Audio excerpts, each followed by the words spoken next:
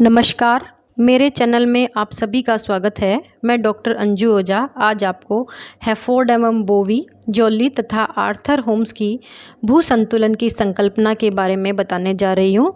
इसके पूर्व के वीडियो में हमने एरी प्रॉट की संकल्पना के बारे में अध्ययन किया था। तो यहाँ हम बात कर रहे हैं हैफोर्ड एवं बोवी की संकल्पना। हैफोर्ड तथा बोवी ने प्राट के मत से मिलते जुलते अपने अलग मत का प्रतिपादन किया। तो हैफोर्ड और बोवी का जो सिद्धांत था या जो संकल्पना है वो प्रॉट के मत से मिलती जुलती है। हैफोर्ड के अनुसार भूपृष्ठ के नीचे अलग अलग घनत्व के भाग विद्यमान हैं, परंतु धरातल के नीचे की तरफ कुछ गहराई में एक ऐसा तल होता है जिसके ऊपर घनत्व में अंतर होता है तथा नीचे की तरफ घनत्व समान होता है। तो हैफोर्ड और बोवी ने एक ऐसा तल माना है जिस तल के नीचे की तरफ तो घनत्व समान होता है, लेकिन उस तल के ऊपर जो है घनत्व में अंतर होता है। इसको हैफोर्ड ने समतोल तल या लेवल ऑफ कंपनसेशन बताया। इस तल के ऊपर घनत्व तथा ऊंचाई के साथ उल्टा अनुपात होता है।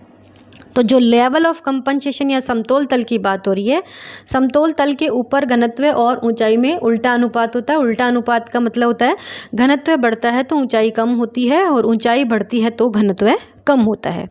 समतोल तल धरातल से 100 किलोमीटर की गहराई पर विद्यमान है। इस तल के ऊपर कम घनत्व वाली चट्टानी भागों की ऊंचाई अधिक तथा अधिक घनत्व वाले चट्टानी भागों की ऊंचाई कम होगी। यहाँ आप देख रहे हैं इस स्लाइड में हैफोर्ड तथा बोवी के अनुसार संतुलन की स्थिति को दर्शाया गया है कि जो भाग जितना ऊंचा है उसका घनत्व कम है और जो भाग जितना नीचा है उसका घनत्व उतना ही अधिक है, लेकिन लेवल ऑफ कंपनसेशन पर सभी का जो तल है वो बराबर है।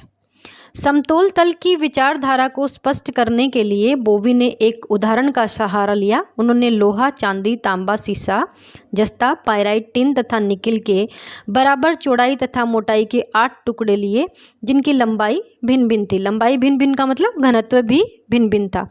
इन टुकड़ों को पारे से भरे बर्तन में रखा तो सभी टुकड़ों का निचला तल बराबर था। साथ ही साथ कम घनत्व वाले टुकड़े अधिक ऊंचाई में तथा अधिक घनत्व वाले टुकड़े कम ऊंचाई में स्थित थे। इस प्रकार बोवी ने यह बताया कि समान क्षेत्रफल वाले भाग के नीचे का भार समान होता है। इस प्रकार उन्होंने यह बताया कि विभिन्न आयतन वाले भाग अपने विभिन्न घनत्व से संतुलित होकर इस तरह एक दूसरे के साथ रुके हुए हैं कि समतोल तल पर उनका भार बराबर होता है। तो ये 8 टुकड़ों के द्वारा उन्होंने अपने सिद्धांत को या अपनी संकल्पना को समझाने का प्रयास किया। अब यहाँ हम देख रहे हैं बोवी के अनुसार संतुलन की स्थिति।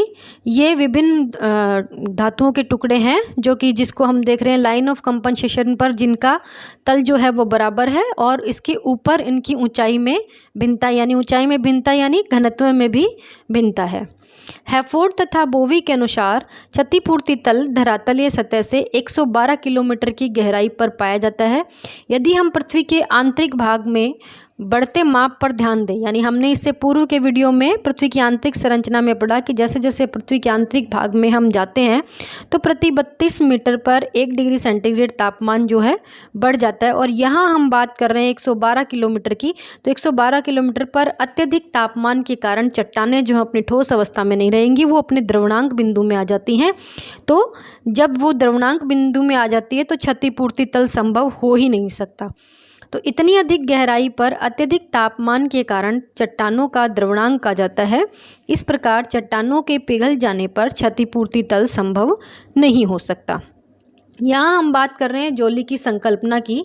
सन 1925 में जॉली ने संतुलन के सिद्धांत पर अपना मत प्रकट करते हुए हैफोर्ड और बोवी के मत का खंडन किया। तो जो हैफोर्ड और बोवी के मत का खंडन किया वो जॉली ने 1925 में किया।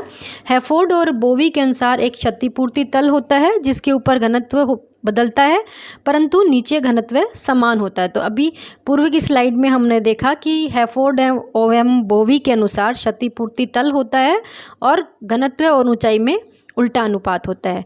जॉली ने बताया कि व्यवहार में ऐसा कोई निश्चित तल नहीं हो सकता क्योंकि भूगर्भिक क्रियाएं इसमें आसानी से अव्यवस्था तथा व्यतिक्रम उपस्थित करके इस क्षतिपूर्ति तल को नष्ट कर सकती है। तो ये जोली ने बताया कि कोई भी ऐसा तल नहीं हो सकता, क्योंकि भूगर्भिक क्रियाएं जो होती है वो क्षतिपूर्ति तल को नष्ट कर सकती है। तो जोली के अनुसार समान घनत्व वाले क्षेत्र के नीचे 10 मील मोटी परत होती है, जिसके घनत्व में परिवर्तन पाया जाता है। इस 10 मील मोटी परत में कम घनत्व वाले क्षेत्र नीचे तक हल्के पदार्थ वाले भूपृष्ठ के रूप में डूबे रहते हैं तथा अधिक घनत्व वाले भाग भारी पदार्थ के रूप में डूबे रहते हैं। इस प्रकार असमान घनत्व वाली परत में विभिन्न घनत्व वाले भागों का निचला तल एक समान नहीं होकर के वो भिन्न भिन्न होता है। यहाँ आप देख पा रहे हैं जोली के अनुसार संतुलन की स्थिति को दर्शाया गया है। तो उसने जो मंडल माना है, जोन ऑफ कंपनसेशन, ये 10 मील या 16 किलोमीटर का ये जो क्षेत्र दर्शाया गया है वो है। जोली ने क्षतिपूर्ति तल की एक रेखा के रूप में न मानकर एक समूची 10 मील मोटी परत को ही क्षतिपूर्ति मंडल माना है। तो यहाँ उन्होंने क्षतिपूर्ति मंडल या जोन ऑफ कंपनसेशन की बात की है। जोली के मत में भी तेराव के सिद्धांत की झलक है, परंतु यह विचार हैफोर्ड एवं बोवी के अनुसार न होकर एरी के तेराव के काफ़ी नज़दीक है। यहाँ हम बात कर रहे हैं आर्थर होम्स की संकल्पना। आर्थर होम्स का विचार भी सर जॉर्ज एरी के मत से पर्याप्त मेल खाता है। एरी की तरह होम्स ने भी स्वीकार किया है कि ऊंचे उठे भागों की रचना हल्के पदार्थों से होती है तथा उन्हें संतुलित रखने के लिए उनका अधिकांश भाग अधिक गहराई तक डूबा रहता है, जिसका घनत्व काफ़ी कम होता है। पर्वतीय भागों के नीचे सियाल की जड़ होती है जो 40 किलोमीटर या इससे अधिक गहराई तक रहती है। यानी उन्होंने बताया कि पर्वतीय भागों के नीचे सियाल की जड़ होती है जो 40 किलोमीटर या उससे अधिक गहराई तक रहती है। सागर के निकट या मैदान के नीचे सियाल की गहराई जो होती है 10 से 12 किलोमीटर तथा समुद्रिक तली के नीचे या तो सियाल होती ही नहीं है या होगी तो वो बहुत ही पतली होगी। तो उन्होंने जो है यहाँ सियाल के बारे में बताया है। यहाँ आप इस स्लाइड पे देख पा रहे हैं आर्थर होम्स के अनुसार संतुलन की स्थिति को दर्शाया गया है। पर्वत की स्थिति, पठार और मैदान की स्थिति और सियाल और पर्वत की जड़ के बारे में, सीमा, घनत्व, सी फ्लोर, सी लेवल, सभी के बारे में इस चित्र के द्वारा समझाया गया है। अब हम बात कर रहे हैं भूतल पर संतुलन की व्यवस्था। तो भूतल पर अपन लगातार देख रहे हैं जो पर्वत पठार का निर्माण भी हो रहा है और उन पर अपर्दन की क्रिया भी हो रही है। इस अपर्दन की क्रिया के कारण जो है एक अव्यवस्था स्थापित हो जाती है। तो इन सब को संतुलित करने के लिए भूतल पर जो संतुलन की व्यवस्था है वो किस तरह से काम करती है, यहाँ हम ये देखेंगे। भूतल पर संतुलन पूर्ण रूप से नहीं देखा जा सकता क्योंकि भूगर्भिक शक्तियाँ इसमें अव्यवस्था स्थापित करने में कार्यरत रहती है। भूगर्भिक शक्तियों के कारण प्राय धरातल पर परिवर्तन होते रहते हैं। इन परिवर्तनों के कारण संतुलन की आदर्श स्थिति में अव्यवस्था हो जाती है। तो भूगर्भिक शक्तियाँ जो है वो लगातार कार्य करती रहती है। जब किसी स्थान पर पर्वत श्रेणी का निर्माण होता है तो उस पर शीघ्र ही अपर्दन कार्य प्रारंभ हो जाता है। तो किसी भी चीज़ का यदि निर्माण होता है तो उस पर अपक्षय और अपर्दन की क्रिया उसके तुरंत बाद ही स्टार्ट हो जाती है, उसके निर्माण होते हुए प्रोसेस के साथ ही। यहाँ इस स्लाइड पे आप देख पा रहे हैं भूतल पर संतुलन की व्यवस्था को दर्शाया गया है कि किस तरह से पर्वत श्रेणी का निर्माण हुआ और उस पर अपर्दन की क्रिया हुई और वो मलबा जो है किस तरह से बहा करके सागर तली में ले जाया गया और सागर तली भारी होने के कारण नीचे दसकने लगी और पर्वतीय भाग हल्का होने लग गया। तो इस तरह से संतुलन में अव्यवस्था स्थापित हुई। तो हल्के पदार्थों का मंद बहाव प्रारंभ हुआ और पुनः पर्वत श्रेणी में उत्थान की क्रिया हुई। तो इस तरह से ये संतुलन की व्यवस्था को दर्शाने वाला चित्र है।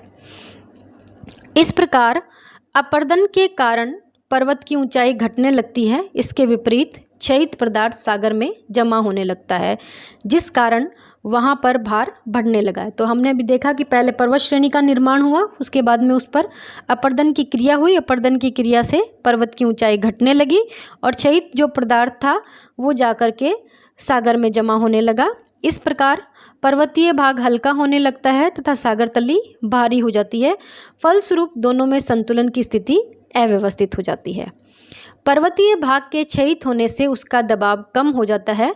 फलस्वरूप उसमें उठाव या उभार होने लगता है। इसके विपरीत सागर तली नीचे की तरफ धसकने लगती है। तो जब सागर तली भारी हो जाएगी, उसमें मलबे की मात्रा हो जाएगी, तो वो नीचे की तरफ धंसने लगती है और भारी होने लगती है। इस प्रकार दो जगहों पर दबाव के कारण सबस्ट्रेटम में भारी पदार्थों का हल्के पदार्थों की तरफ मंद बहाव प्रारंभ हो जाता है। परिणाम में क्षैतिज स्तंभ ऊपर उठने लगते हैं तथा अधिक भार वाले भाग नीचे की तरफ धंसने लगते हैं। सबस्ट्रेटम का ऊपरी भाग सियाल के ऊपरी भाग के विपरीत गैस युक्त तथा गर्म होता है। इस कारण पदार्थों का बहाव होता है, परंतु यह बहाव अत्यंत ही मंद गति से होता है। तो हमने जो भी बहाव की बात करी वो तीव्र गति से ना होकर के बहुत ही मंद गति से संपन्न होता है।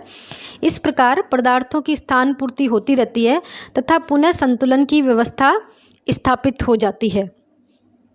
तो इस तरह से हमने ये देखा कि भूतल पर किस तरह से संतुलन की क्रिया स्थापित होती है, और इसी के साथ में ये विषय यहीं पर समाप्त होता है। अंत में आप सभी का धन्यवाद।